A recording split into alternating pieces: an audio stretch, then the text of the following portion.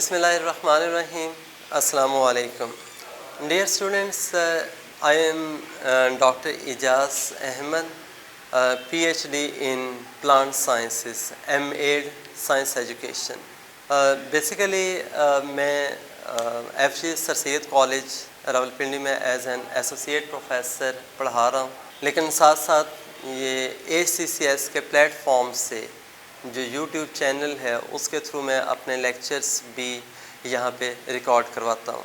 अच्छा बेटा, यहाँ पे जो आपकी फ़र्स्ट ईयर की बुक है, जो नेशनल बुक फाउंडेशन वालों की बेसिकली बुक होगी, जो कि फेडरल बोर्ड के एग्ज़ाम में जो कंटेंट्स हैं वो NBF की बुक के ही पेपर के लिए सिलेक्ट किए जाएंगे और जो हमारा लेटेस्ट जो करिकुलम है उसके मुताबिक है ये बुक। तो बेटा मैं पहले भी ना ये इसके चैप्टर 8 और 9 इस बुक के जब वो करवा चुका हूँ और वो YouTube पे आपको अवेलेबल भी होंगे।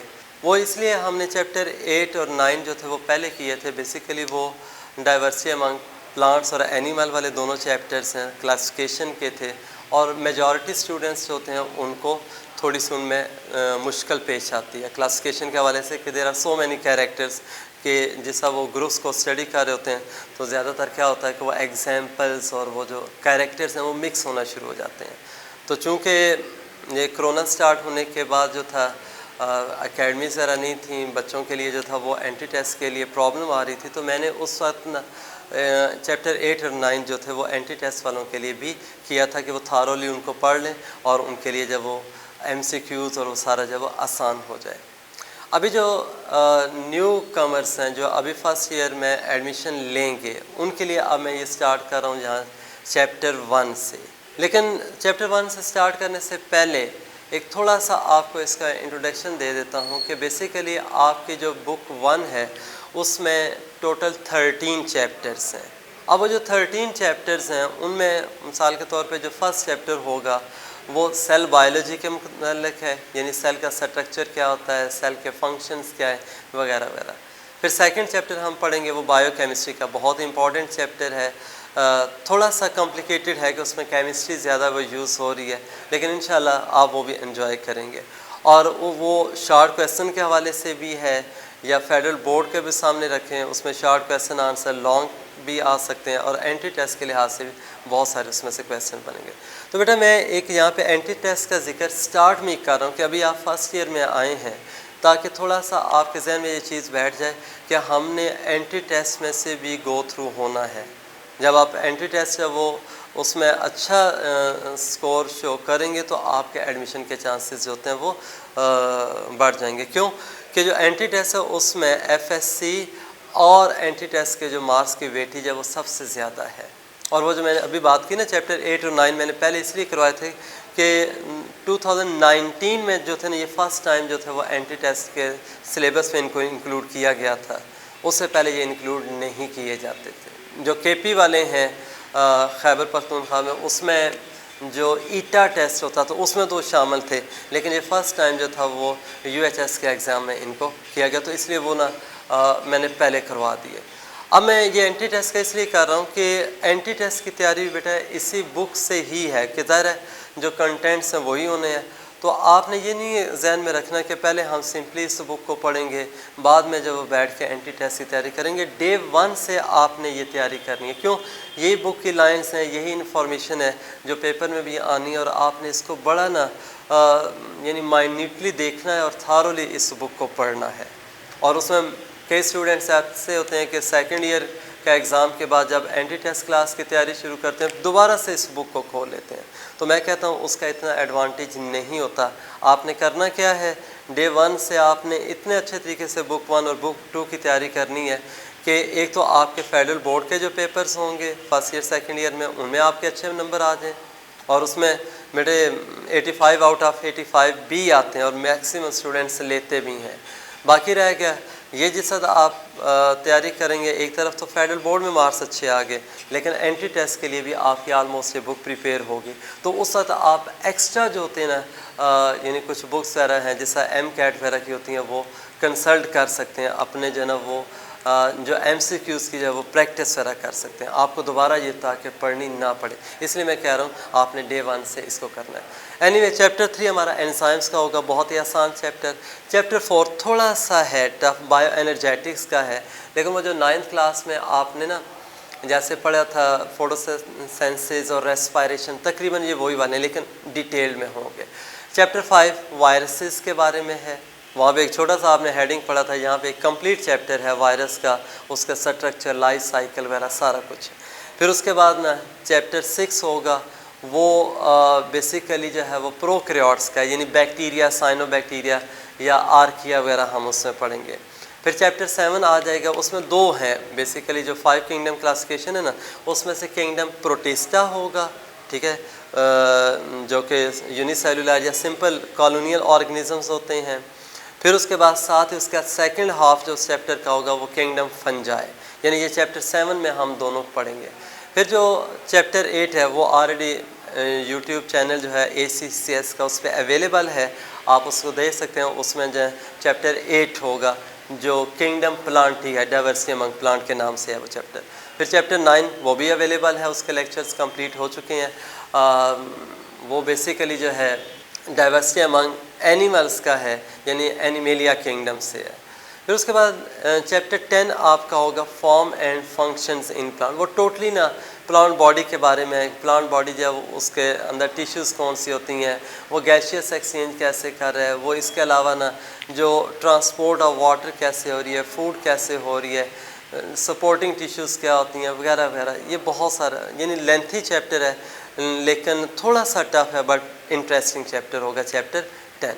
चैप्टर 11 बहुत ही आसान, डाइजेशन के बारे में, ह्यूमन डाइजेस्टिव सिस्टम आपने मैट्रिक में पढ़ा था, वही थोड़ा सा हम डिटेल में पढ़ेंगे। और चैप्टर जो है वो 12 जो है वो सर्कुलेशन का है, जिसमें हम ह्यूमन हार्ट का सर्कुलेटरी सिस्टम की बात करेंगे, ठीक है। और उसके अलावा जो है ना लिम्फेटिक सिस्टम भी उसमें आएगा। तो ये आपका चैप्टर 12 इंटरेस्टिंग और आसान चैप्टर्स हैं ये 11 और 12। फिर उसके बाद एक छोटा सा चैप्टर लास्ट वाला 13 इम्यूनिटी का है, यानी हमारी बॉडी जो है ना which has the ability to fight against disease, जिसको आप ना इम्यूनिटी कहते हैं या बॉडी की रेजिस्टेंस पावर कहते हैं अगेंस्ट डिजीज़। वो वाइट ब्लड सेल वैसे आपने सुना हुआ है, लेकिन वो वाइट ब्लड सेल कैसे होते हैं, कौन कौन सी टाइप्स हैं, किस तरह से इम्यूनिटी लेके आते हैं, फिर इम्यूनिटी के लेवल्स क्या क्या होते हैं, यानी बॉडी का डिफेंस सिस्टम उसके लेवल्स, वो सारा हम उसमें पढ़ेंगे। एनीवे ये आपका था कंप्लीट सिलेबस। लेट्स से बिस्मिल्लाहिर्रहमानिर्रहीम from chapter 1, and chapter 1 is, जैसे अभी मैंने बोला, सेल बायोलॉजी। चैप्टर 1 आपका किसके बारे में है? सेल बायोलॉजी के बारे में है, जिसमें हम क्या करेंगे, जो structure and functions of cell करेंगे। इसमें आप क्या स्टडी करोगे जी? Structure and functions of cell.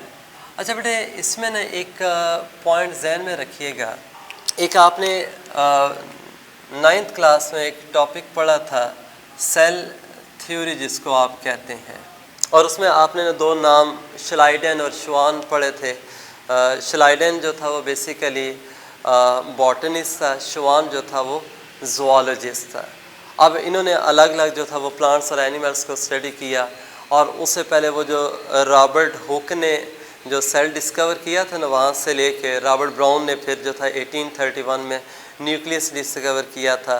फिर बहुत सारे लोगों के वो कंट्रीब्यूशंस हैं, हर एक सेल के बारे में अपने अपने व्यूज़ से, आइडियाज़ से, उन सब को सामने रखते हुए, उन व्यूज़ और आइडियाज़ को, और श्लाइडेन और श्वान की जो अपनी यानी पर्सनल जो ऑब्जर्वेशन थी उनको सामने रखते हुए इन दोनों ने क्या की थे, एक सेल थ्योरी दी थी।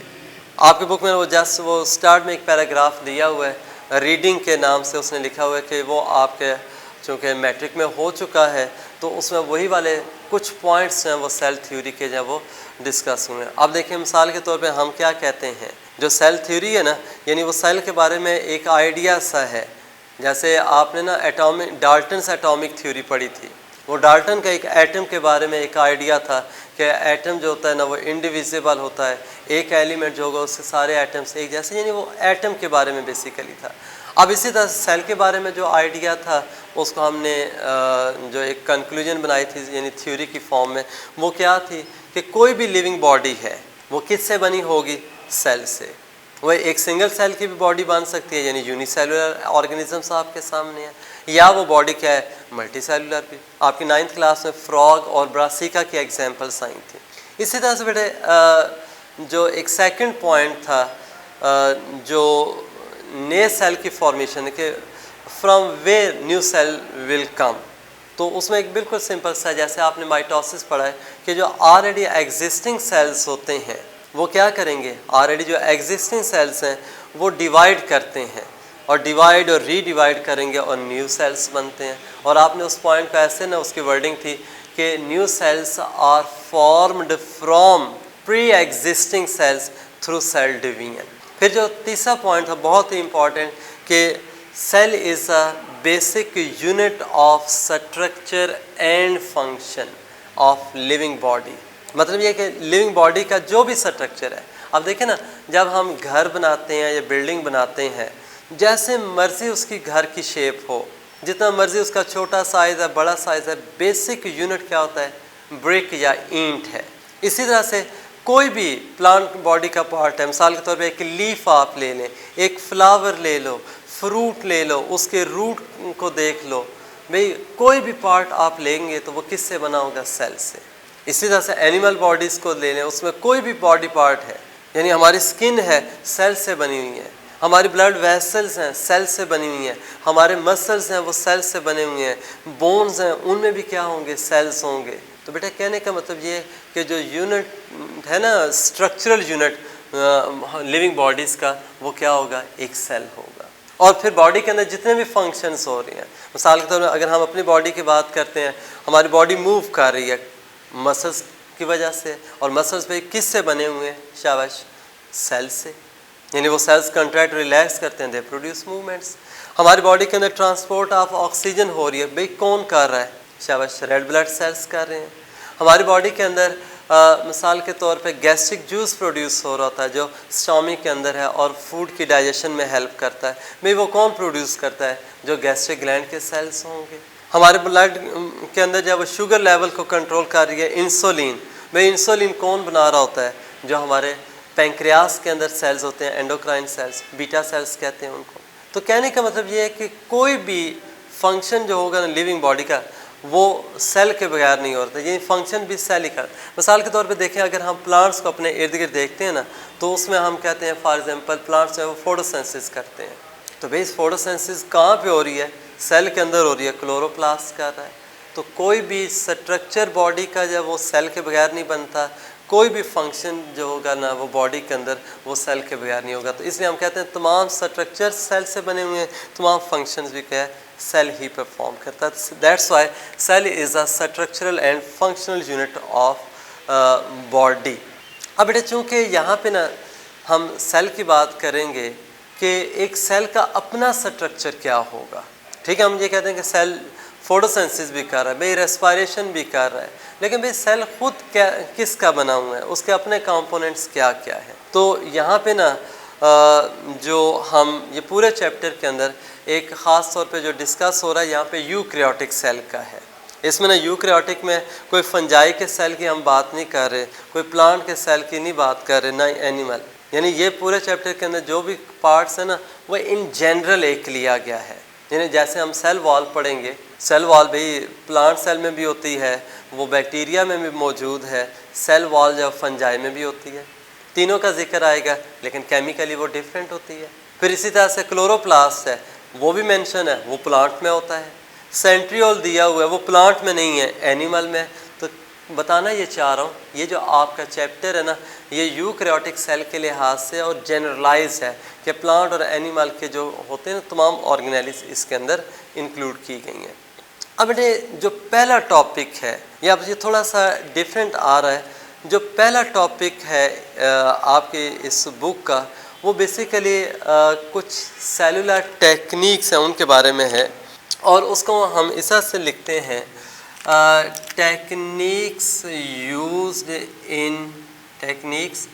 used in cell biology, यानी जो सेल बायोलॉजी है उसमें जो टेक्निक्स यूज़ होती हैं वो कौन कौन सी। हालांकि हम सेल के स्ट्रक्चर और फंक्शन ये पढ़ने जा रहे थे इस चैप्टर में, लेकिन आपके सिलेबस में सबसे पहला जो दे दिया वो इन टेक्निक्स के बारे में कहा गया। बेटे देखें, ये जो टेक्निक्स हैं बेसिकली मैं ये कहता हूँ कि कोई भी आप ना काम करने जा रहे हैं तो उस काम के लिए क्या होगा, कुछ स्किल्स होती हैं, कुछ इंस्ट्रूमेंट्स हमें चाहिए होते हैं या इक्विपमेंट चाहिए होगा, तब जाके आप वो काम करेंगे।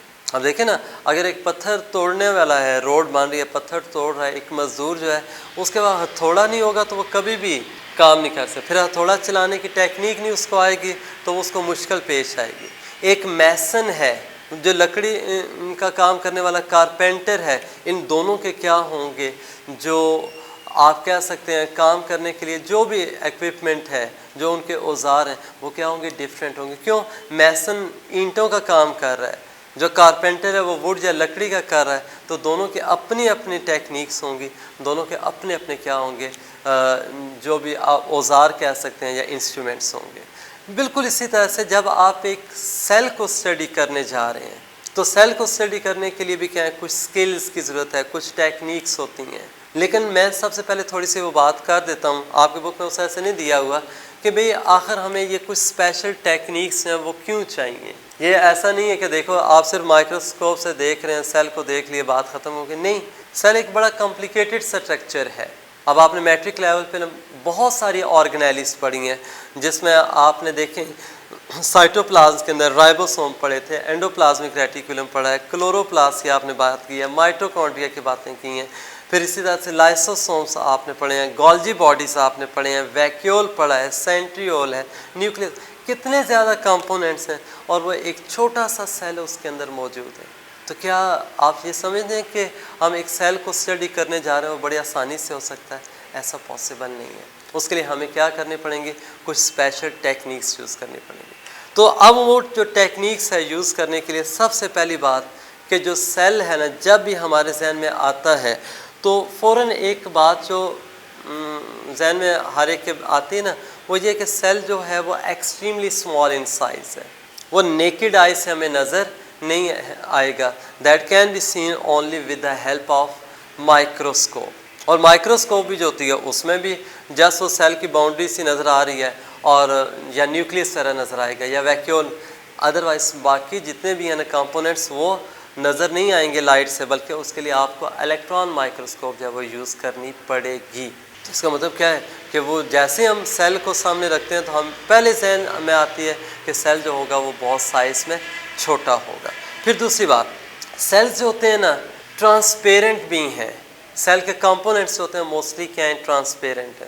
भाई ट्रांसपेरेंट जो चीज़ होती है ना, जैसे एक विंडो है उसमें ग्लास लगा हुआ है, विंडो पैन भी कहते हैं, ग्लास या शीशा जो लगा हुआ है, भाई अगर वो ट्रांसपेरेंट है ना शीशा, जो उसका कोई कलर भी कोई नहीं है, तो विंडो के अंदर अगर वो सही साफ़ है तो आपको नज़र भी नहीं आएगा कि यहाँ पे मौजूद है। आप देखें जैसे आप गाड़ी में बैठते हैं, अगर उसकी विंड स्क्रीन जो है वो अच्छी क्वालिटी के, उस पर कोई स्क्रैच, उस पर मट्टी वगैरह नहीं है, आपको ऐसे फील होगा कि यानी बाहर के एनवायरनमेंट और गाड़ी के इंटीरियर में कोई बीच में पार्टीशन है ही नहीं है, यानी वो वॉल ग्लास वॉल आपको नज़र ही नहीं आएगी जो विंड स्क्रीन होती है। यानी जो ट्रांसपेरेंट होते हैं वो नज़र नहीं आते। जब हम कह रहे हैं कि सेल एक तरफ है ही बहुत छोटा, माइक्रोस्कोपिक है, और सेकेंडली क्या है उसके जो कंपोनेंट्स हैं वो क्या है, शाबाश ट्रांसपेरेंट है, तो फिर इजीली विजिबल नहीं होंगे। फिर तीसरी बात, जो अभी मैंने ऑर्गेनेलिस के नाम लिए थे, कितनी ज़्यादा ऑर्गेनेलिस हैं जो कि क्या होती हैं सेल के अंदर मौजूद हैं।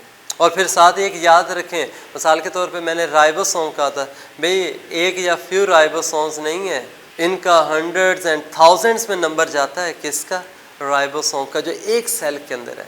अगर माइटोकॉन्ड्रिया की बात करते हैं उसका भी नंबर इसी तरह से हंड्रेड्स और थाउजेंड्स में जाएगा। तो कहने का मतलब यह है कि हर एक ऑर्गेनल जो है ना उसकी कोई एक कॉपी नहीं होती है, मल्टीपल कॉपीज़ पड़ी होती हैं। तो बेटे ये बिल्कुल ऐसे ही है कि मैं अगर चला जाता हूँ ना, मिसाल के तौर पे एक बहुत बड़ा स्टोर है, गोदाम सा है घर के अंदर जैसे हम बना लेते हैं या स्कूल या कॉलेज के अंदर होता है, उसमें गोदाम में फेंकी हुई हैं, चेयर्स भी हैं, टेबल्स भी पड़े हैं और भी रैक्स वगैरह बहुत कुछ पड़े हैं। जब आप जाते हैं तो आप परेशान हो जाते हैं कि इसमें तो कोई चीज़ नज़र ही नहीं आ रही, चंद एक सामने सामने वाली नज़र आती हैं। मिसाल के तौर पे मैं कहता हूँ वहाँ पे प्लास्टिक की चेयर्स भी पड़ी हैं, वुडन भी हैं। आप प्लास्टिक वाली चेयर निकालें, लेकिन कौन सी, जो ब्लू वाली। फिर जब आप देखते हैं कि यहाँ पे तो बहुत सारे एक मिक्सचर सा बना हुआ है कि एक दूसरे के ऊपर ये चीज़ें पड़ी हैं, भाई कैसे मैं उसमें से ब्लू वाली चेयर्स को ढूंढूं। आसान तरीका क्या होता है, आप सबको अलग अलग कर देते हैं। यहाँ पे मैं भी वही बात करने जा रहा हूँ कि जब सेल के अंदर बहुत सारे कंपोनेंट हैं, बहुत सारी ऑर्गेनेली हैं और हर ऑर्गेनेली की मल्टीपल कॉपीज मौजूद हैं, आप उनको स्टडी करना चाह रहे हैं तो बहुत मुश्किल है। तो फिर आसान तरीका क्या है, आप हर एक कंपोनेंट को क्या करें, अलग कर लें। जैसे मैंने कहा ना, स्टोर में से निकाल के रखें जी, वुड वाले को अलग करते जाएं, प्लास्टिक वाले का अलग, ब्लू कलर को अलग से रखें, तो आपको जो है वो यानी वो आसानी हो जाएगी। बिल्कुल ऐसे ही है जब ट्रांसपेरेंट है, बहुत स्मॉल इन साइज़ हैं, फिर उसके बाद है ना वो टाइटली पैक्ड है, कम्पैक्ट एक अरेंजमेंट है, तो आसान तरीका ये होगा कि हम सेल के कंपोनेंट्स को क्या करें, अलग कर लें।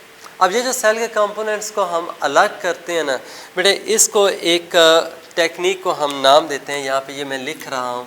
ये टेक्निक क्या होगी, सेल फ्रैक्शनेशन। अब देखें वो जितनी मैंने बातें की हैं ना, अब हम कहाँ पे पहुँचे हैं जी, कि सेल के कंपोनेंट्स को एक दूसरे से हम अलग कर लें और अलग करने के बाद हम क्या करें, उनको वन बाय वन जब स्टडी कर लें। यानी माइटोकॉन्ड्रिया अलग हो गए, माइटोकॉन्ड्रिया क्या है, उसका स्ट्रक्चर क्या है, उसके केमिकल कंपोजिशन क्या होगी। इस तरह से आप ये जो कंपोनेंट्स को अलग करते हैं, इनको आप क्या कहते हैं, फ्रैक्शनेशन। क्यों, हर एक जो कंपोनेंट है ना वो क्या होगा, एक फ्रैक्शन होगा। मैं एक आसान मिसाल दे देता हूँ कि देखो, जैसे आपने ना ऑर्गेनिक केमिस्ट्री का एक टॉपिक पढ़ा था मैट्रिक लेवल पे, उसमें एक फ्रैक्शनल डिस्टिलेशन ऑफ पेट्रोलियम दिया होता है, यानी जो क्रूड ऑयल होता है, खाम तेल जिसको कहते हैं, हम ज़मीन से निकालते हैं, और आपको पता है उसमें बहुत सारे यानी हंड्रेड्स ऑफ कंपाउंड्स मौजूद होंगे। अब उस क्रूड ऑयल के अंदर मैं ये कहता हूँ फॉर एग्जांपल डीजल भी मौजूद है, उसमें लुब्रिकेटिंग ऑयल्स भी मौजूद हैं, उसके अंदर पेट्रोल भी है, ठीक है, उसमें जब वो डीजल भी आ रहा है, उसके अंदर कैरोसिन ऑयल भी आ रहा है। ये सारे जो है ना वो क्या है, उस क्रूड ऑयल के फ्रैक्शंस हैं, उसके कंपोनेंट हैं। और जिस साथ हम ना उन फ्रैक्शंस को, उन कंपोनेंट्स को अलग करते हैं, तो वो प्रोसेस क्या कहलाता है, फ्रैक्शनेशन। बेटा आप लोगों ने ना ये देखा भी होगा, ऑयल रिफाइनरीज होती हैं, गुजरे होते हैं ना कि ये ऑयल रिफाइनरी है जहाँ पे ऑयल जो साफ़ किया जाता है। भाई साफ़ हम इन जनरल कह देते हैं ना, वो असल में क्या होगा, वहाँ पे आप देखें इस तरह से एक लॉन्ग सा जो वो पाइप की तरह का आपको ये टावर सा नज़र आएगा। और ये वाला जो टावर होता है ना, इसको बेटे हम एक नाम देते हैं फ्रैक्शनेटिंग टावर। ये जो टावर होगा ये फ्रैक्शनेटिंग टावर होता है, ये रिफाइनरीज में आपको नज़र आता है। तो उसमें क्या होगा कि डिफरेंट लेवल के ऊपर इसका टेम्परेचर चेंज होता जाता है। तो हम क्या करते हैं, जो क्रूड ऑयल के कंपोनेंट्स हैं या फ्रैक्शन हैं, उनको अलग करते हैं। तो ये फ्रैक्शनेशन में यूज़ हो रहा है, फ्रैक्शनेटिंग टावर। अब हम सेल की भी क्या है, फ्रैक्शनेशन करते हैं, सेल के भी कंपोनेंट्स को क्या करेंगे, अलग करेंगे, लेकिन कैसे करेंगे। बेटे देखो, मैं एक आसान सी मिसाल दे देता हूँ। एक शॉपिंग बैग है, उसके अंदर आपने ना ये कैंडीज़ वगैरह डिफरेंट टाइप्स की डाली हुई हैं, बहुत एक मिक्सचर सा बना हुआ, बहुत सारी कैंडीज़ में वैरायटी की पड़ी हुई हैं। अगर आप उनको अलग अलग करना चाह रहे हैं तो आपको क्या करना पड़ेगा, वो शॉपिंग बैग या वो पैकेट जो होगा उसको पहले ओपन करना पड़ेगा, ठीक है। अगर वो ज़िपर वाला है तो ज़िपर को आप खोलने नहीं है, ये नॉट नहीं खो रही, तो आप उसको क्या करेंगे, यानी काट देंगे, और काटने के बाद वो सारी कैंडीज़ को पहले अलग ये उसमें से निकालेंगे, फिर एक एक टाइप को अलग करेंगे। यहाँ पे भी वही चीज़ यूँ समझ लो कि जैसा वो कैंडीज़ एक शॉपिंग बैग में बंद थी ना, यहाँ पे क्या है, वो तमाम ऑर्गेनेली सेल मेम्ब्रेन के अंदर बंद है। और इवन के ना प्लांट सेल में सिर्फ सेल मेम्ब्रेन ही होती है, उसके बाहर क्या होती है, सेल वॉल भी है। अब हमने ना क्या करना है, उसको वहाँ से अलग करने चाह रहे थे कंपोनेंट्स, लेकिन आसानी से नहीं होंगे। आपको क्या करना पड़ेगा, सेल मेम्ब्रेन और सेल वॉल दोनों को ब्रेक करना पड़ेगा, फिर वो सारे कंपोनेंट्स रिलीज़ होंगे। जब रिलीज़ हो गए अब वो एक मिक्सचर सा आ गया सेलुलर कंपोनेंट के, फिर आप उनको क्या करेंगे, शाबाश, एक दूसरे से अलग कर सकते हैं। अब ना ये जो मैं अभी बात कर रहा हूँ कि अलग करने के लिए पहले आप क्या करेंगे, सेल को ब्रेक करेंगे और उसके बाद आप क्या कंपोनेंट्स को अलग करेंगे। ये दो मेन स्टेप्स हैं किसके, सेल फ्रैक्शनेशन के। जो पहला स्टेप है ना, उसको हम बेटा नाम देते हैं सेल होमोजिनाइजेशन। यानी सेल होमोजिनाइजेशन जो है ना, जिसमें आप क्या करेंगे, एक सेल को डिसरप्ट करोगे, उसको ब्रेक करोगे और ब्रेक करने के बाद आप क्या करते हैं, उसके कंपोनेंट्स जो ना उनका एक मिक्सचर बना लेते हैं, ठीक है। और वो जो मिक्सचर होता है ना, that is called as cell homogenate. इसको आप क्या नाम देंगे, सेल होमोजिनेट। अब ये ना करते कैसे हैं, बहुत आसान सा। मिसाल के तौर पे देखें बेटे, मैं इस तरह से ना ये एक यूँ ड्रॉ कर रहा हूँ कि ये क्या है, एक प्लांट है, ये उसकी बॉडी वेयर आपको नज़र आ रही है। हम ये करते हैं कि एक टेस्ट ट्यूब इस तरह से लेते हैं और इस टेस्ट ट्यूब के अंदर ये देखिए, मैं इसके ना लीफ का यहाँ पे मैं ऐसे ये कर रहा हूँ कि मैंने इसके लीफ का ये इतना सा पीस क्या था, ये काट के इस टेस्ट ट्यूब में डाल दिया। यानी मैंने एक तरह के क्या है, प्लांट की जो एक टिश्यू ले लिया, कोई भी पार्ट आप ले सकते हैं। फिर उसके बाद ना यहाँ पे ये बेसिकली क्या होता है, एक एंजाइम सॉल्यूशन होगा और उस सॉल्यूशन के अंदर एंजाइम्स तो नॉर्मली ये, चूँकि मैंने प्लांट टिश्यू ली है तो इसमें एक ये मैं लिख रहा हूँ सेलुलेज, ठीक है ना। फिर इसी तरह से ये मैं लिख रहा हूँ प्रोटीएज और एक ये लिख रहा हूँ पैक्टिनेज। अब ये जो नाम लिखे हैं ना, ये बेसिकली एंजाइम्स हैं। यानी ASE, एस की एंडिंग होती है तो क्या होता है, वो एंजाइम। सेलुलेज क्या करेगा, that will digest the cellulose. Protease क्या करेगा, प्रोटीन को डाइजेस्ट करेगा। अब बेटे देखें, सेलुलेज कहाँ पे होता है, सेलुलोज कहाँ पे होता है, सेल वॉल के अंदर। तो इसका मतलब क्या है, जब सेलुलोज डाइजेस्ट हो रहा है तो जो प्लांट सेल की जो सेल वॉल होगी क्या है, that will become weak, that can be broken now easily. Protease या प्रोटीन को करेगा। अब सेल वॉल में जो है ना, इसमें प्रोटीन नहीं है, लेकिन प्लाज्मा मेम्ब्रेन में तकरीबन जो आप कह सकते हैं 60 से लेके 80% प्रोटीन्स होती हैं। तो ये प्रोटीएजेस जो एंजाइम्स होते हैं, they will digest the proteins of plasma membrane, thus they make the plasma membrane weak. फिर इसी तरह से एक हम बाद में पढ़ेंगे आगे चल के ना, ये साथ अभी सेल स्ट्रक्चर शुरू होना है कि एक प्लांट बॉडी के अंदर जो सेल्स होते हैं आपस में जुड़े होते हैं। जैसे देखें ना, एक दीवार बनी हुई है, दीवार में हमने ईंटें लगाई हुई हैं, तो आप देखें ईंटें एक दूसरे के साथ क्या अटैच हैं सीमेंट की वजह से। बिल्कुल ऐसे ही क्या होगा कि एक लेयर होती है, मिडल लामेला कहते हैं, उसके अंदर एक कंपोनेंट है पैक्टिन। अब ये जो पैक्टिन की लेयर है वो हम क्या कह रहे हैं, सीमेंटिंग लेयर के तौर पे काम करती है। मतलब ये कि सेल्स को आपस में अटैच कर देगी। अब जैसा अटैच होंगे तो एक क्या है, प्लांट की बॉडी बनेगी। तो बेटे उसमें ये होगा कि ये जो पैक्टिनेज है एंजाइम, वो जब पैक्टिन की लेयर को डाइजेस्ट करता है ना, तो सेल से एक दूसरे से क्या है, अलग होना शुरू हो जाते हैं। और इसी तरह से जो सेलुलेज होगा वो सेलुलोज को डाइजेस्ट करेगा, सेल वॉल वीक हो जाएगी और आसानी से ब्रेक की जा सकती है। प्रोटीएजेस जो होंगे प्रोटीन्स को डाइजेस्ट कर देंगे। तो यूँ हम क्या है, सेल्स को एक दूसरे से अलग भी कर रहे हैं, प्लस हम क्या करते हैं, उसको जो है वो सेल को जो है वो ब्रेक भी कर सकते हैं। क्यों, सेल वॉल और सेल मेम्ब्रेन जो है वो वीक हो चुकी हैं। अब बेटे करेंगे ये कि एक कैलकुलेटेड टाइम होता है, उस टाइम के बाद हम इसको एंजाइम सॉल्यूशन से निकालेंगे। ये डिफरेंट टिश्यूज़ के लिए डिफरेंट टाइम होता है। उसमें एक छोटी सी आपको रीज़न बता देता हूँ कि अगर आप बहुत लॉन्ग टाइम के लिए रखेंगे ना सॉल्यूशन के अंदर एक टिश्यू को, अब क्या होगा कि वो जो एंजाइम्स हैं वो सेल मेम्ब्रेन की प्रोटीन्स को डाइजेस्ट करने के बाद जब सेल के अंदर जाएंगे तो सेलुलर ऑर्गेनेलिस को भी वो ब्रेक करना शुरू कर देंगे। इसलिए क्या होता है, हर एक टिश्यू के लिए एक डेफिनेट टाइम पीरियड होता है for which it is kept in enzymatic solution.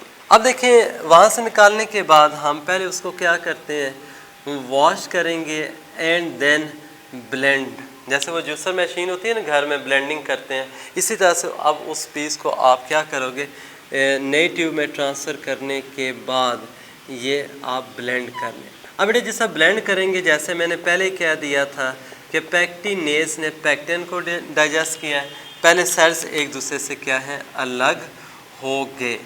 जब अलग हो जाएंगे उसके बाद नेक्स्ट क्या होगा, शाबाश, ये देख लें इस तरह से सेल वॉल, सेल मेम्ब्रेन भी वीक थी, वो भी ब्रेक हो जाएंगी, यानी डिसरप्शन ऑफ सेल हो गई, सेल ब्रेक कर गया।